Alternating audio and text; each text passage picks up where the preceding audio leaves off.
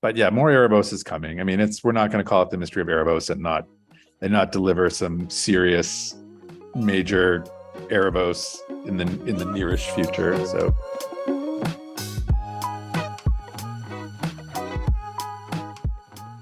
what's going on, everyone? James here, and today is a historic day for the channel. That's right, I'm bringing on Aaron Ehasz, one of two creators of the Dragon Prince and lead writer, and it is going to be an excellent conversation all about Season 5. We get into spoiler territory, we talk about Rayllum, we even get into details about Season 6 and the final season of the series, Season 7. So there's a lot of gems in this interview. You're gonna want to play it from start to finish, but before you do that, if you want to see more content just like this, hit the big red button below, subscribe to the channel, tap on that bell, and give this video a like if you want to see more Dragon Prince content, because this week I'm still pumping out content. We got episode rankings, we got season rankings, we got my review coming as well, and I'm so excited to talk all about Season 5, even though, of course, we just finished all my reactions, which you can find down below in the description. Now, before I let you get into the interview, I want to say a huge thank you to the real friends and family for giving me the opportunity and helping me just stay motivated throughout this journey talking about the Dragon Prince, and for all that you do for the channel. And get loud down below in the comments and let me know which part of the interview was your favorite.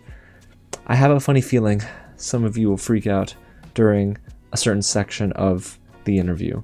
Alrighty, y'all. Well, I have a very special guest on the channel with me today, someone who doesn't need any introduction, but we're going to give it to him anyway because he deserves it. Someone who's been vital in playing a huge role in how I view TV for the rest of my life. You know, the way he writes is just exceptional, and it's just raised the standard for how I view both film and television. So I don't want to keep talking.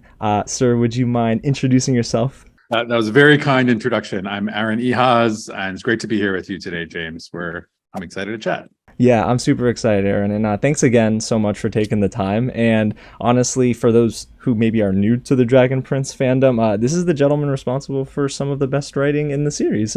Honestly, he's the visionary behind the entire show. So for 5 seasons, we've gone strong, Aaron, and I'm so excited to dive into this spoiler-friendly conversation. So I guess this is where we should put the spoiler tag in case people are catching up. If you haven't watched, you should probably save this video and then come back to it afterwards. Back later. Right. Watch if you haven't seen the season yet. Right. I think you'll have a better spoiler warning than me going, stop!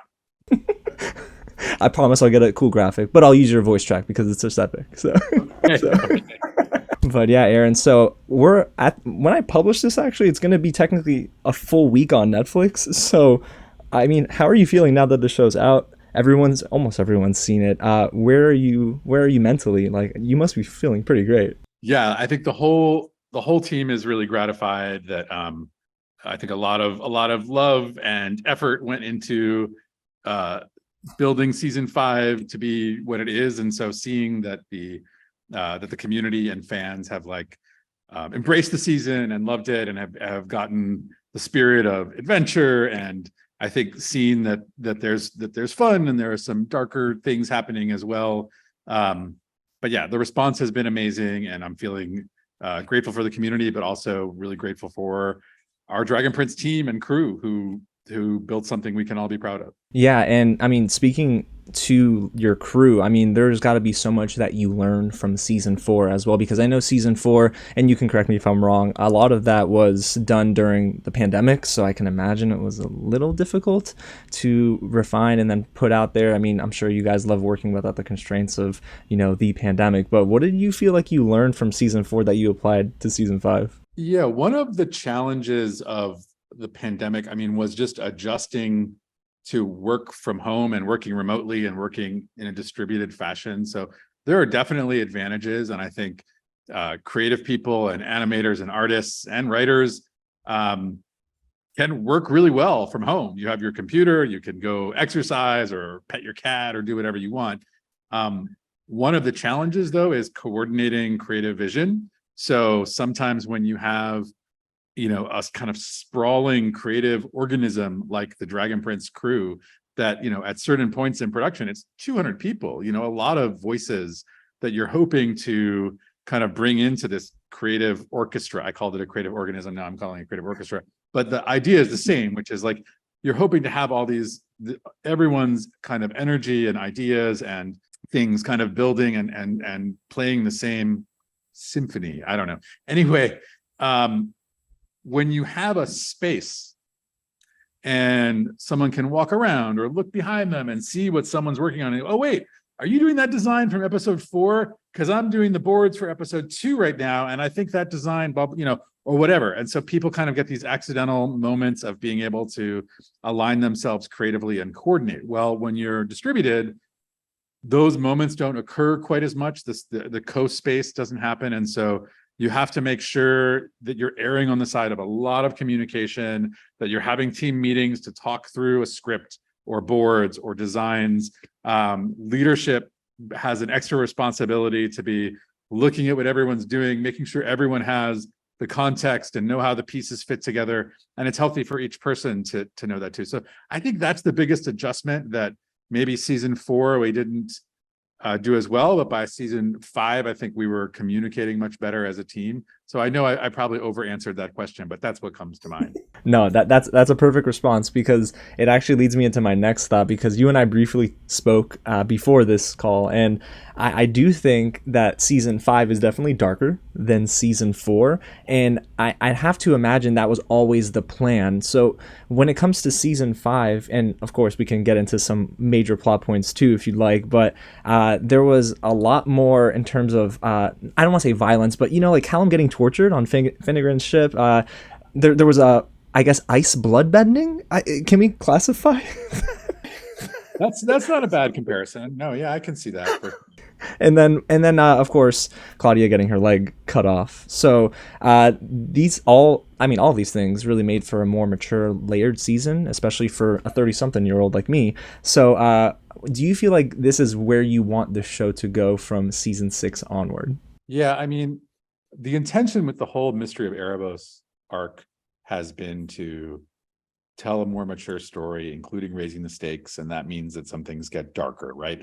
I think the nature of what an arc feels like, season 4 had to spend time reintroducing the characters, trying to recontextualize them, resetting the threat. So there was a lot of work we had to do in season 4 that I think now we can kind of start to enjoy reap the benefits of having set those things up in season 5 and onward. But yeah, I think to answer a couple of your specific darker things, Callum getting beat up and tortured, yes, part of the plan and part of the story. Also need to attribute credit to Devin Gill, our head writer, who was just pushing the episode to the limits of and not just for the sake of doing it, but for how deeply the audience can go along with Callum and see what he's going through and how he's suffering, and how honestly being at the depth of that suffering forces him to make choices to help Rayla, ultimately forces him to make choices that may have consequences to him in the long term. He uses dark magic again. So anyway, a lot of credit to Devin for pushing the limits of how that episode looked and felt. Also, the ice bloodbending, which is the Venus Frigoris, absolutely credit to the animation team and the effects team for what Rayla experiences when she's going through that. They really delivered, they executed that beautifully. It's hard to watch, it's so and you can imagine from Callum's perspective how hard that is to watch and how that drives him to punching Finnegan, which is very satisfying, and all those things.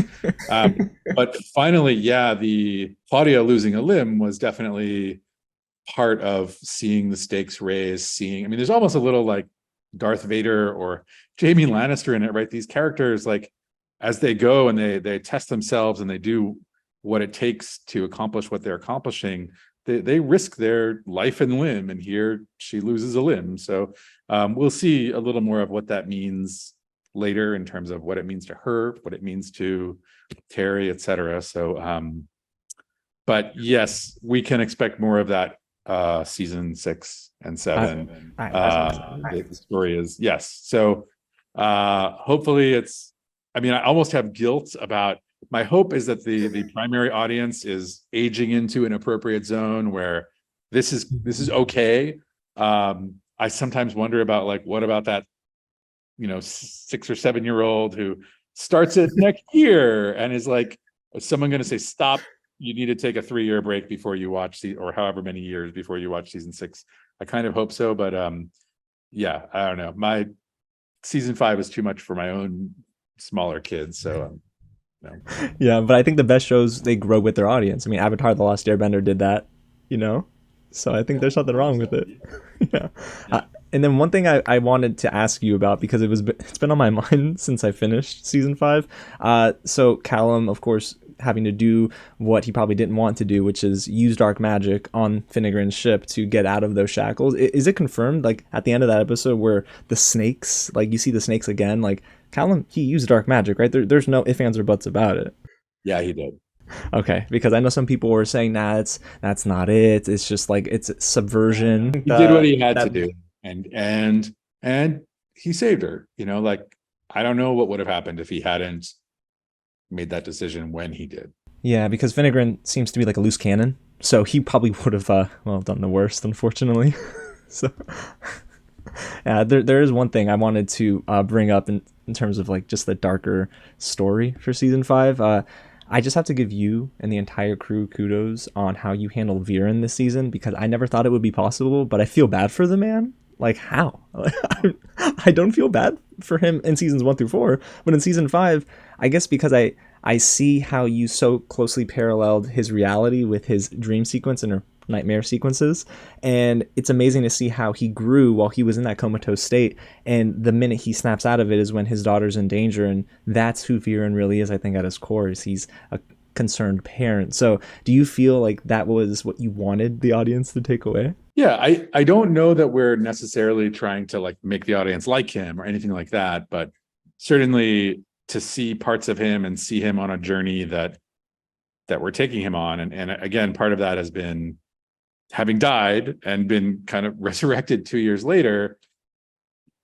It's all about those second chances, right? How does he make use of that, or does he make use of that, or does he slip back into being the person he was and following the path he was on? And yeah, a lot of this season was, you know, when you do dark magic, which he did at the end of season 4, and having been resurrected, it re-exposed kind of the raw emotional trauma kind of inside him, and kind of what are the key issues that drove him to dark magic in the first place, that drive him now, that motivate him, you know, very, very deeply, and what do they mean? And so I don't know, I think the season gives him a chance to look at those kind of raw materials inside him and grapple with them a bit, and then when he comes out of it, obviously in the end, he has a second chance, but the cost might be his life. So what does he choose?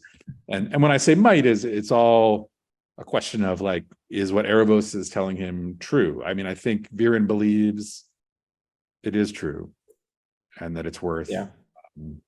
Yeah, I think so too, and it's almost funny. I genuinely did not think I'd live to see the day where Viren gets a redemption arc, but that's how it felt for me at the end of season 5. He's almost redeemed himself, almost to the point where he really does. I agree almost. I agree almost, because I don't know if you can come back and redeem yourself having done the things that Viren has done. You know, can you find yourself? Can you at least turn yourself back toward the light? I don't know if that counts as redemption just because you're facing the right direction anymore, or if you've gone too far down the path. But he certainly is trying to turn himself around, if not redeem himself. Yeah, and I actually am glad that he stood up for himself too against Aaravos. I know we saw Aaravos only for one episode, but it was probably his most sinister appearance in the series. I mean, just the way he has no regard for life, or Viren's life, or for Claudia's life, and the fact that he revealed that they have a child together. Which, is it okay that I didn't take it literally? Like I just figured because they both share their blood to make that caterpillar and earlier in the series, or should I take it literally that they made a child?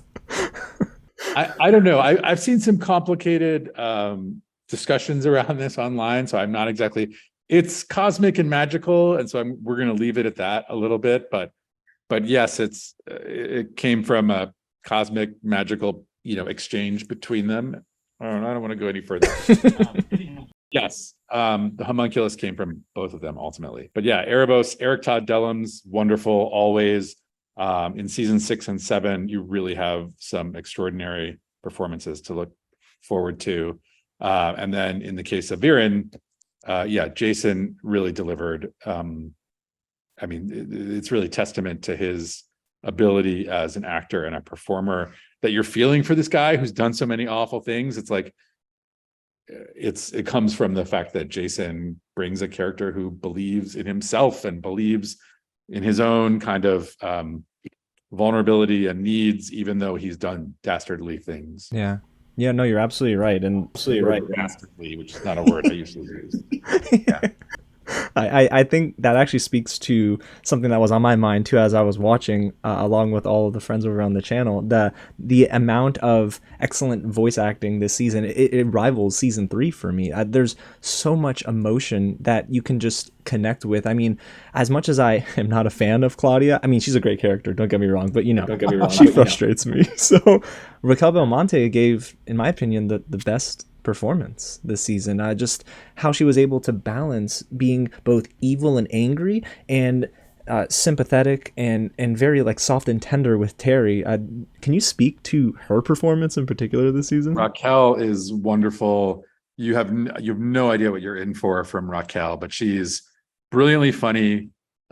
She's like funny also, by the way, way beyond the limits of what we're allowed to do with our show and with Claudia. Like, Raquel is a hilarious human being. But also we've had to call on her to do some really emotional scenes. I guess, like you said, very charming and soft scenes with Terry.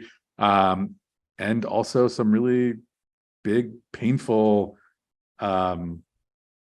scenes. And she always over delivers on all those fronts. And like, you have no idea what you're in for from Claudia and Raquel. So, but yes, also broadly speaking, the cast has brought it. The cast that we have worked with since season 1, like, they have grown with their characters. They have, we always feel like when we're voice directing or whatever, we're there as supports to like have a conversation and help our performers find insight into the characters, and then they're the ones who really bring them to life and bring these exceptional, incredible performances. So we feel really lucky. And then adding Ben Collins in season 4, who had the daunting task of really joining this incredible cast, and he's done an amazing job of being a presence and bringing Terry as a presence who people are already like in love with and connected with.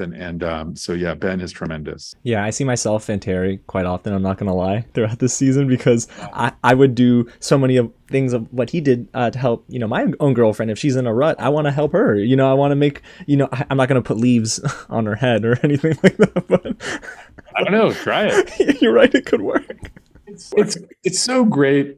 Yeah, no, everyone, like, if you can find a Terry in your life, you're so lucky. Like, he's wonderful. He is.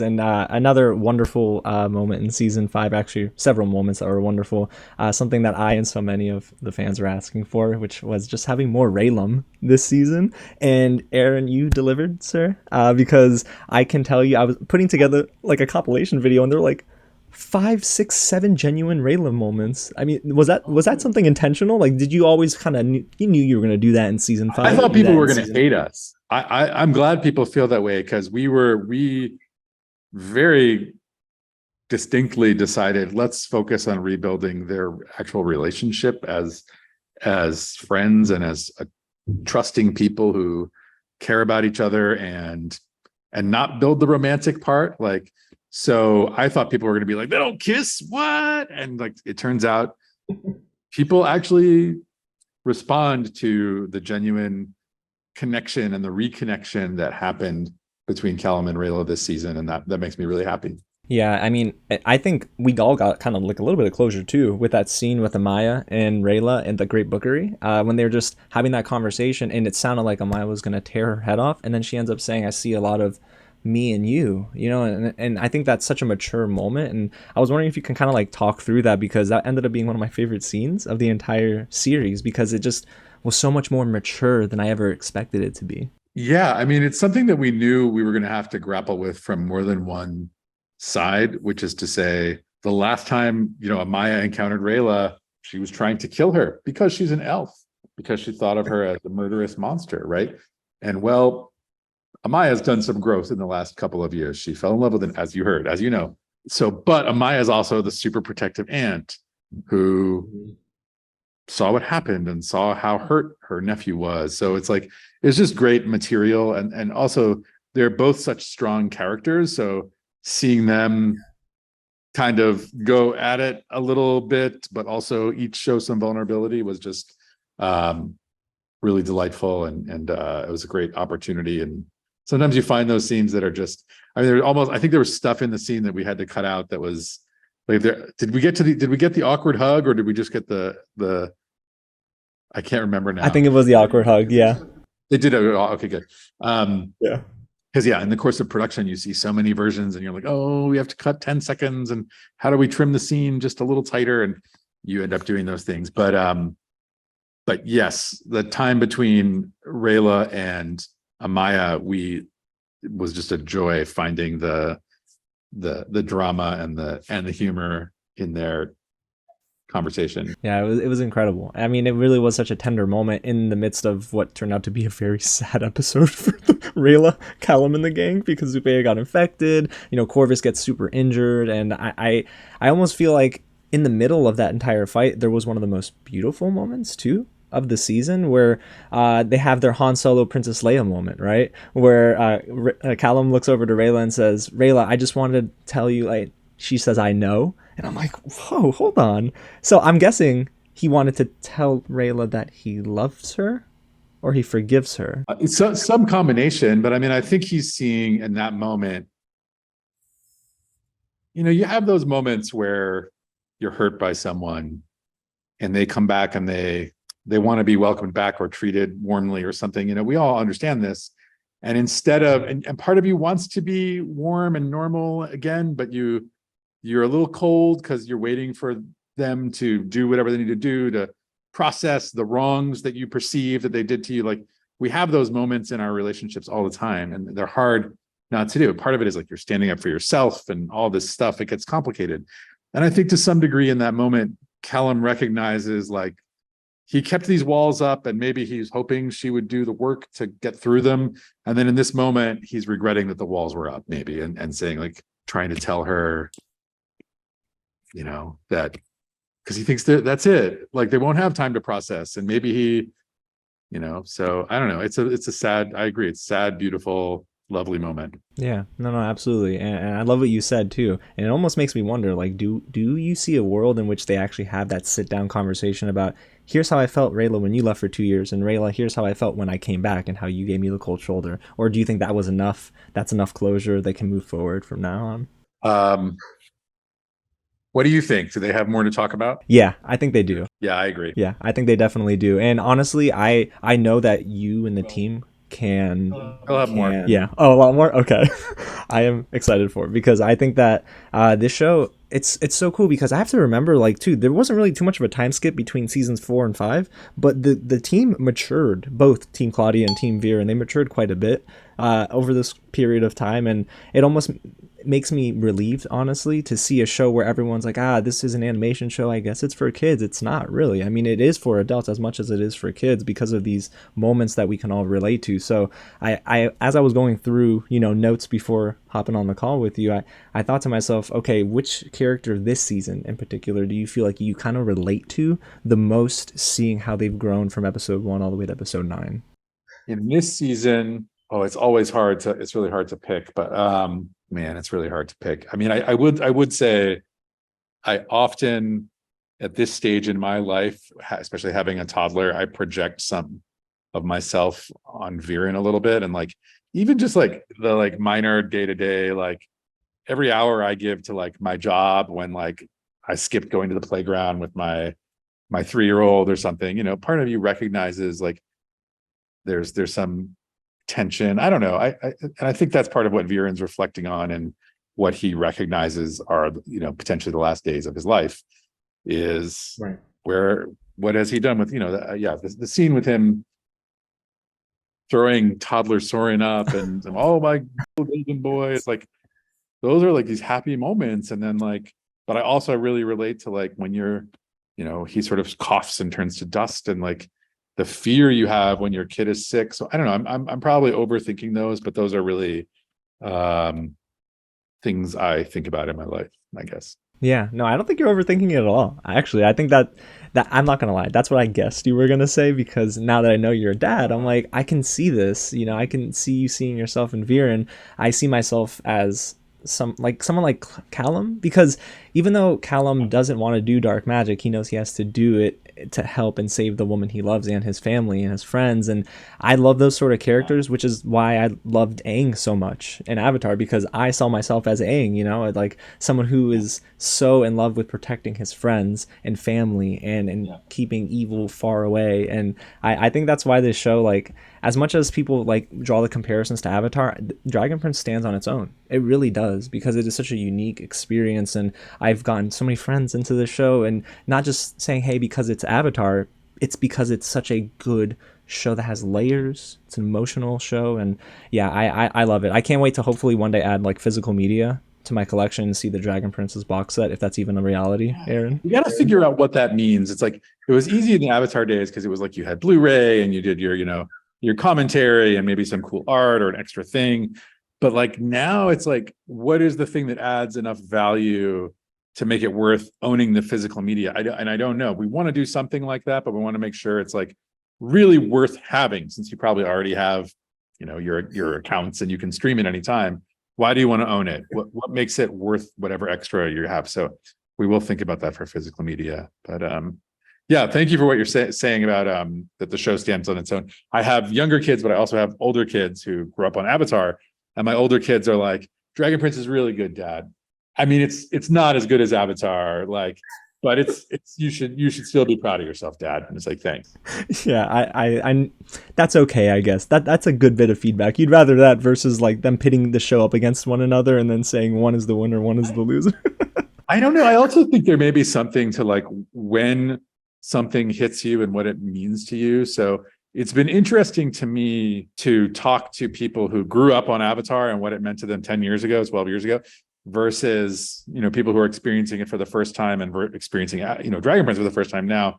It does mean something different when you experience something when you're 11 and it's like the first really important story to you or whatever, you know, like it anyway, I don't know. Yeah, no, I mean, that's perfectly said, because for me with the Dragon Prince, I started it right after I finished Avatar during the pandemic, and I said, all right, I'm gonna dive into this show because people have been telling me to get into it. And when I did, when we got to our first Rayllum moment, and then when we eventually got to them kissing and telling themselves they basically love each other without even saying it, it reminded me of my relationship, because you know, it is such a beautiful moment of relief knowing that the other person loves you too, you know, and that Callum, he was like so in love with Rayla. Rayla, of course, took a little while to get won over, but it's such a nice moment when you can really just place personal experiences into a show and see it affirmed. And yeah, I just have to give y'all props for that. Now, going from beautiful Rayllum talk and character growth and development to somebody who is so terrible and is, I guess he's in prison, but is he in that ball? I don't know, this orb. I guess he's in there, or maybe that's the key to his prison. But in the pearl, yeah, he's in the. So yeah, Aaravos. He's probably going to be let out, I have to imagine. But before that happens, do you think we start the season with like a bowling episode with them using the pearl and him inside going, whoa! I love it. I want that so badly. And the pins should be Barris's baking pins. And just, I think that would be a great idea. But were you surprised that that the prison was a pearl? Was that what? Yes. Yeah, I was incredibly shocked. I genuinely didn't even think about it until I finished and I was in editing. And I'm going through the episode, I'm watching it back, and I'm like, oh, I think they're insinuating that. That might be a storytelling failure if you didn't realize it till later. It should. We wanted it to be clear that he was in the pearl, so that might be a storytelling failure. Sometimes the distance between something being too on the nose and being too subtle and unnoticeable is like you just don't know which side you're on. So I don't know. Like instead of having a character saying, "You mean he's in the pearl?" and he's like, you know, yes, he's in the pearl, or whatever, a subtler version of that. But yeah, no, that might be on me though, Aaron. That might just be me. It's possible. I think you're pretty observant. That's what I've noticed. The in season 4, when there's the image from the flashback, which is a Kiyu hundreds of years ago, and if you look at it now, That's the pearl. Yeah. Oh, right. So we were like, oh, are people going to pick up on that from this? And we were like, no, people are going to think that that's some sort of magic. They're not going to realize it's the actual prison that's in front of her. So sometimes there are like the secrets to the show are hidden in plain sight. No, but I actually love that there are secrets hidden in the show, and I know we're going to talk about an Easter egg in a little bit that I and so many fans haven't gotten into, but I just wanted to ask another question about Aaravos, because for me, Aaravos is an irredeemable character. There is no reality where I can see anyone thinking he's like Thanos, like a Thanos type, where you can maybe see his side a little bit, and then he just goes over the edge. But with Aaravos, I'd have to imagine in season 6 and 7, the man is out of his prison and he's like terrorizing the world. Or do you guys maybe wait until season 7 and do like the Avatar approach where Fire Lord is just out there and destroying everyone in season 7, like towards the end of the series? Yeah, I don't know exactly how to answer that in a non-spoilery way, except obviously the danger is not over, right? Like the good guys have found the prison, and whether it's smart or not to like actually remove it from where it is, like would it have been safer to leave it there or safer to take it with them? I don't know. But certainly that's something that they'll grapple with, you know, basically right away, which is, okay, now what do we do with this? Right. You know, right. And it's almost funny because talking with you now, Aaron, I'm not gonna lie, I am actually more okay with you guys not showing Aaravos off as much as I admittedly wanted this season. I wanted him in like every episode, but I knew that probably would have been overkill. It would have ruined the tension surrounding Aaravos and his impact every time he's on screen. So can you kind of talk through the rationale of keeping him in these maybe 1 or 1.5 episodes a season? So book 6 is stars, and we will see a lot more of him in that book. So that's coming.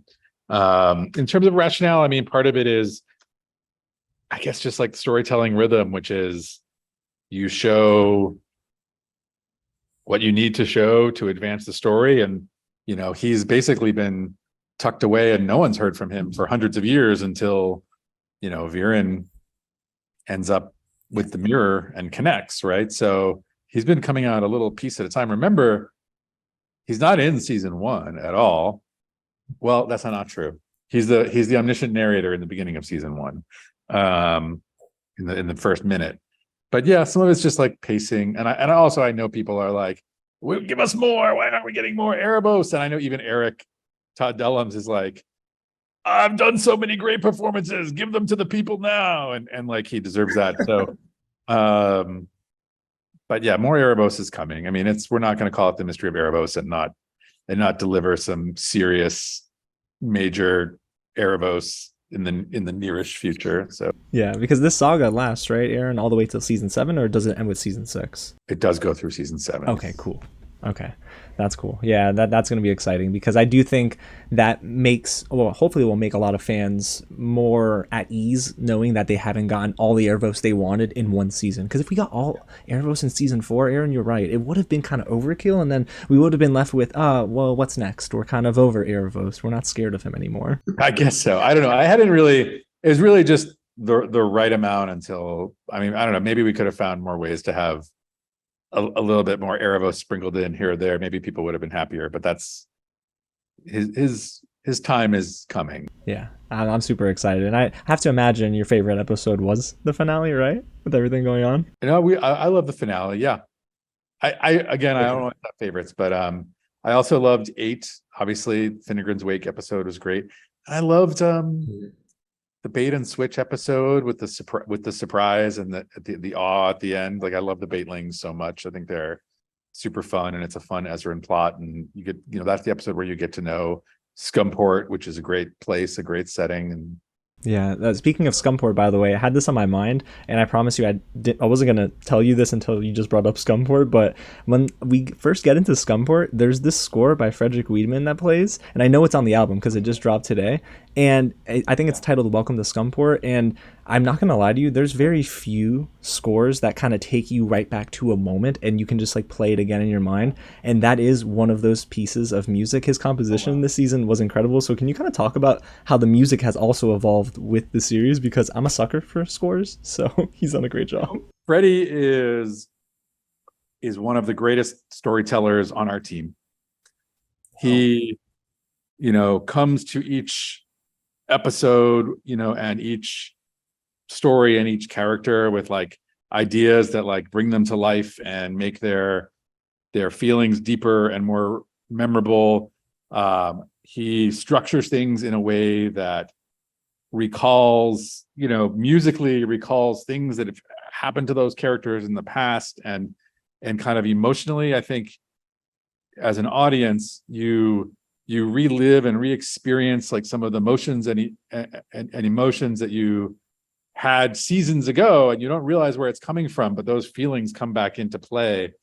And he's just really brilliant the way he structured everything. And I mean, tactically, like moment to moment, it's just enjoyable to listen to kind of the soundscape. I don't know if that's what you call it, that he's creating. But also like when you really look at things big picture, and it sounds like you are, because you've got the albums and you're listening to the soundtracks, you can hear like the planning and the storytelling that's happening musically, and it's gorgeous. And it's like I've told him before that working with him is like one of the great pleasures of my career, and it's absolutely true. It's like when you get the episode back for the first time with his score, and you go, what I usually do is I walk around with my little AirPods, I put it on a phone, and I walk around and I watch it. I go for like a walk to the water or something, and it's just happiness, because it's like you work on all these details of the story over and over again, the storyboards, the designs, the animation, you're going through over and over, and part of you almost like loses the emotional core of what you're going through, because you're so focused on it as a professional, executing every frame and helping everyone work together to execute the film. For me, the first time that it comes to life again and exists like in my heart instead of in my like eyes is when I hear that version that Freddie brings, and I'm like, oh my god, it's new for me now. And it's really great. So anyway, that's my feeling about working with Freddie. I love that. All right, so Aaron, we've reached the point of the conversation where you want to show me something that I've missed, and probably so many other fans have missed. In the finale, is it? It is in the final episode of season 5, and it's an interesting detail that is something worth thinking about, I guess. And it's you tell me if you want me to say more now. Well, should I want to react to it now? If you do, I'd love to do that. That'd be amazing.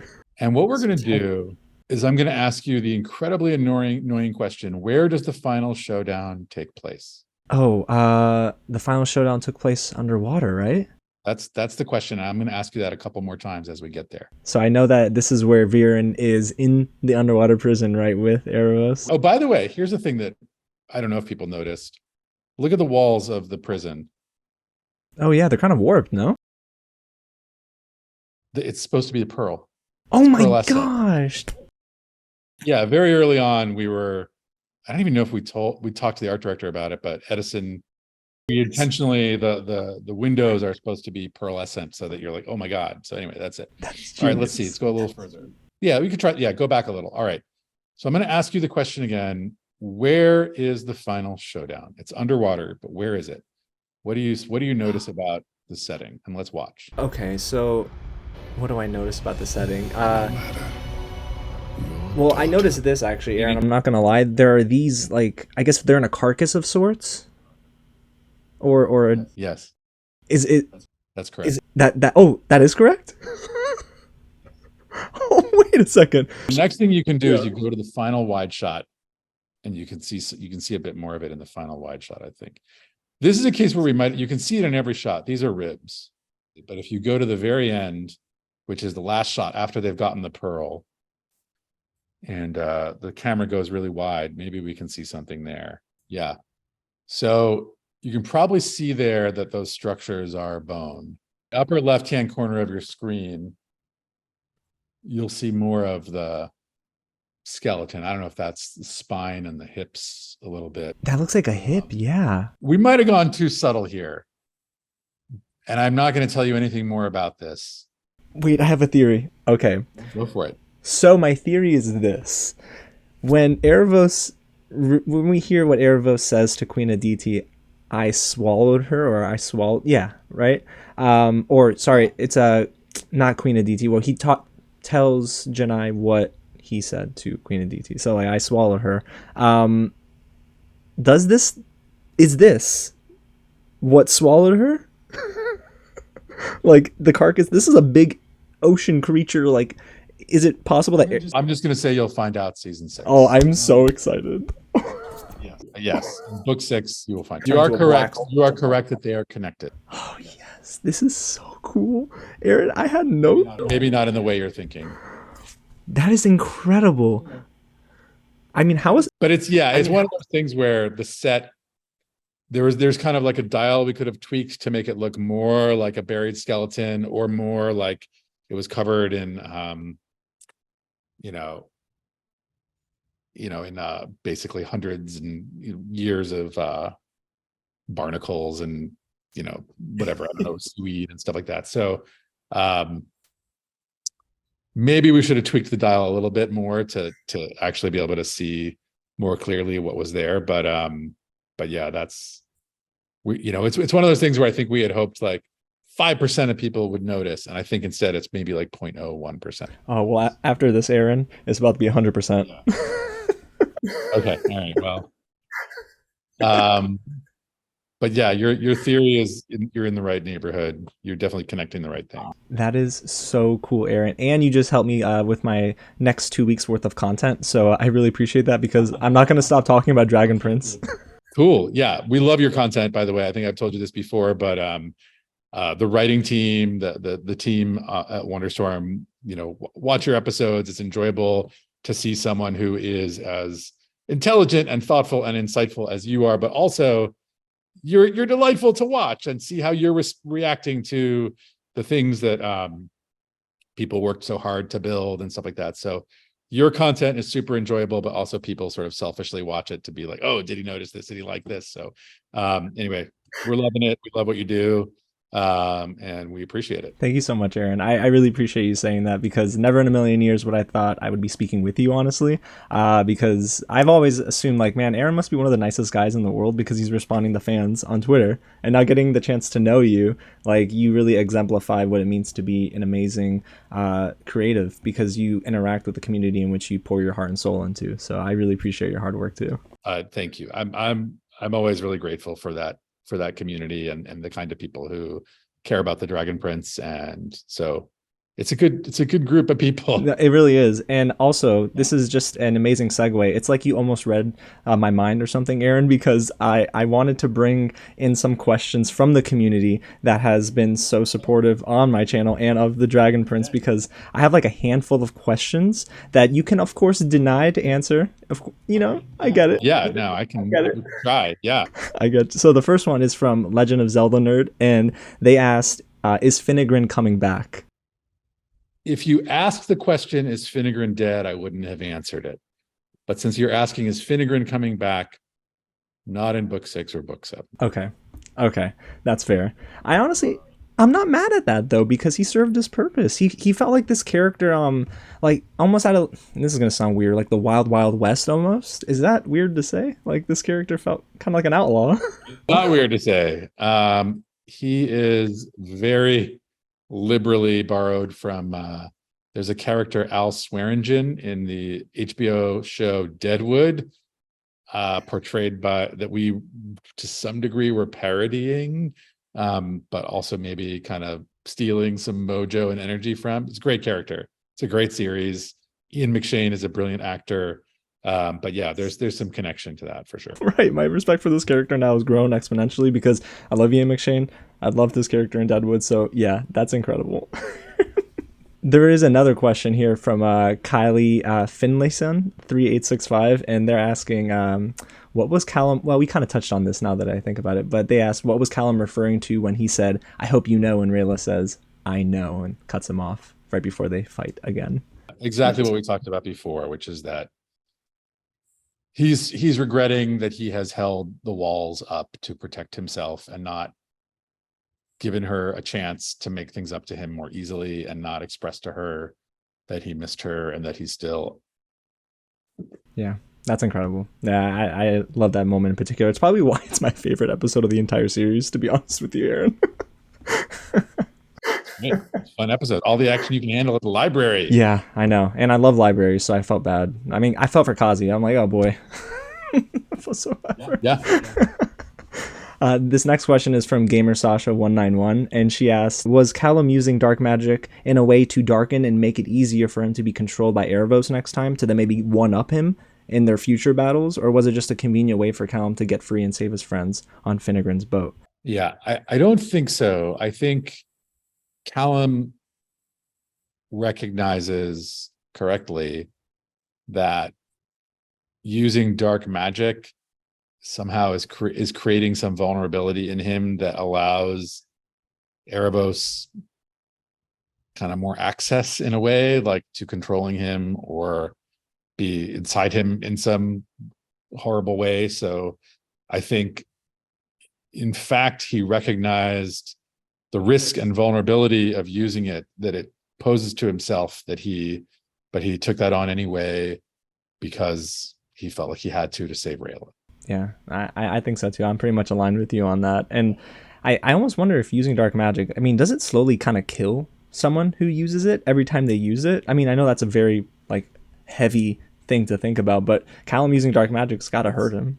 I think of it the way it's almost like it's very connected to the idea of why Viren goes through that dark magic fever. Or if you think back to what Callum's dark magic fever is, when you use dark magic, the way I think about it, you're kind of consuming the essence of a magical creature, this very powerful, deep magical essence that you are consuming and channeling. And instead of like with primal magic, it's like a rune. And it's almost like you can imagine the rune is taking the energy of the moon or the energy of the ocean, and it comes directly from the primal into the rune, and the rune creates focus and will, and it directs the energy into a spell. So the rune is the focus, and the primal mage is more of a guide saying, this way, magic.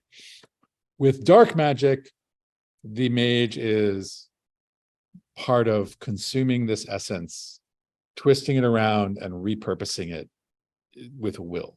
So they're acting more as a vessel for it, and it travels through them in a way, and it's very powerful, right? Experience. It's literally the magical life essence of something going through someone, and that it does two things. It connects the person. It kind of unearths something emotional inside them and creates those fever dreams. But also, yeah, I think it creates some kind of hollowness or vulnerability inside this kind of spirit or whatever of the person who's using it, and that's what Aaravos is tapping into a little bit. Man, I genuinely, that makes sense. Yeah, it makes a whole lot of sense, because the whole time you were talking about it, I went back to episode 4 of season 4, and I'm like, so that's, I guess, how he tapped into Callum. So that's incredible, Aaron. That's incredible. And I have one more question, actually, from Cora Mesher 7305, and they asked, and this is a fan favorite character. They're asking about, will Kim Dale come back into play in the later seasons, and will she finally meet Rayla again? I'm not going to answer that one. I can't answer that one. Okay, I figured you couldn't, and I was like, all right, I'll ask him. Fine, yeah. So I'll throw it out there. Yeah, I'm sorry. I love Kim Dale too. Don't be sorry. Kim Dale's a great. Yeah, Kim Dale's a very good. And the performance, like the voice actor, her name escapes me. I'm so sorry, Aaron, but she did an incredible job with Kim Dale, because I legit was kind of scared.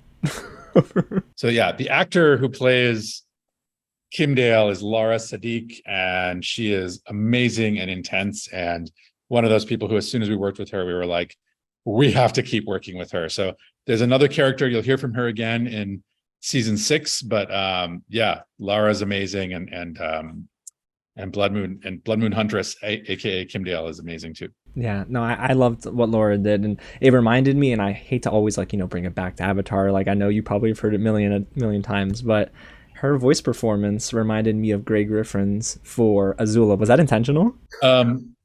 No, it wasn't, but I've heard other people say like, oh, Grey would have been great, and absolutely Grey would have been great. And she's incredible, and I had a lot of fun working with her as Azula, so she's awesome. No, of course, of course. All right, I promise I will let you out of here after this one final question, because this is coming from me, actually, not from the community. So Aaron, when could we expect season 6 stars?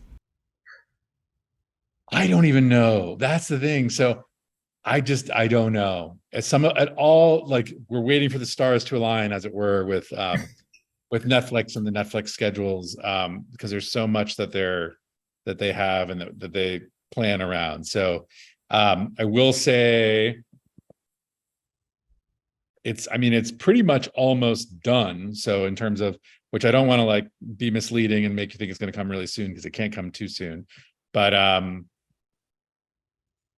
no, I don't want to cause any trouble. I get you. It'll be similar to the last gap, or slightly less or slightly more. Okay, that's awesome. It won't be a lot. Somebody made a joke, like they were like, "Oh yeah, guys, we're all asking about season 6. It's probably going to take 2 years," and I was like, "Guys, it's probably not going to take 2 years."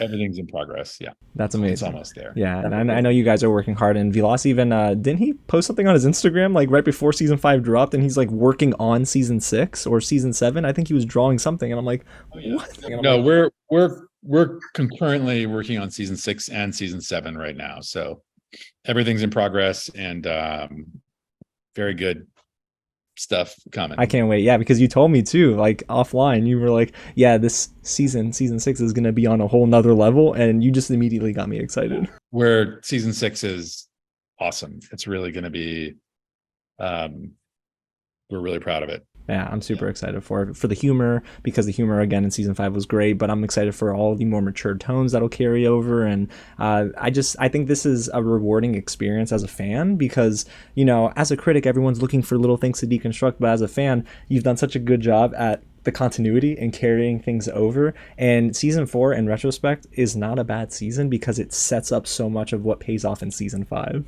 I hope people feel that way. I definitely it's all meant to hang together in the end. It's all, it gets released in these 9-episode chunks, but they all have to play a role in building to this saga. Yeah, they really do. They really do. So, all right, Aaron.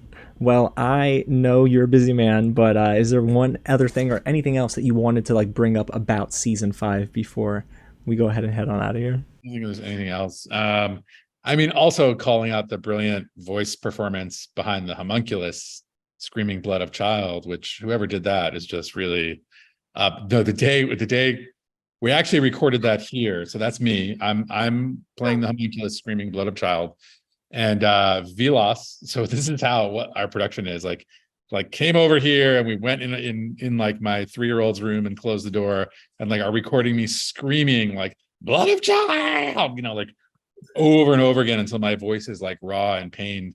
And meanwhile, my wife and other kids are in the rest of the house what is happening? Are you okay up there?